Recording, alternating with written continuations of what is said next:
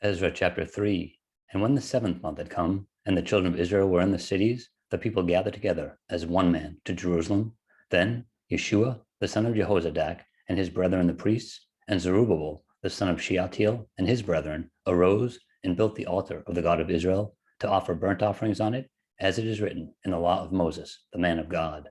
Though fear had come upon them because of the people of those countries, they set the altar on its bases, and they offered burnt offerings on it to the Lord, both the morning and the evening burnt offerings. They also kept the Feast of Tabernacles, as it is written, and offered the daily burnt offerings in the number required by ordinance for each day. Afterwards, they offered the regular burnt offering, and those for the new moons, and for all the appointed feasts of the Lord that were consecrated, and those of everyone who willingly offered a freewill offering to the Lord. From the first day of the 7th month, they began to offer burnt offerings to the Lord, although the foundation of the temple of the Lord had not been laid. They also gave money to the masons and carpenters, and food, drink, and oil to the people of Sidon and Tyre, to bring cedar logs from Lebanon to the sea, to Joppa, according to the permission which they had from Cyrus, king of Persia.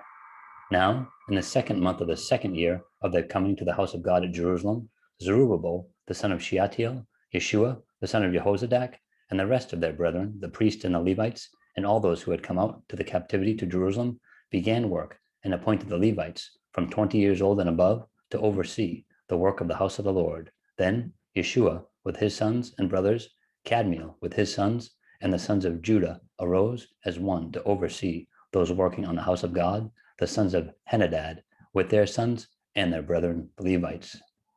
When the builders laid the foundation of the temple of the Lord, the priests stood in their apparel with trumpets, and the Levites, the sons of Asaph, with cymbals to praise the Lord according to the ordinance of David, king of Israel. And they sang responsively, praising and giving thanks to the Lord, for he is good, for his mercy endures forever toward Israel. Then all the people shouted with a great shout, and when they praised the Lord, because the foundation of the house of the Lord was laid. But many of the priests and Levites and heads of the fathers' houses, old men who had seen the first temple, wept with a loud voice when the foundation of this temple was laid before their eyes. Yet many shouted aloud for joy, so that the people could not discern the noise of the shout of joy from the noise of the weeping of the people. For the people shouted with a loud shout, and the sound was heard afar off.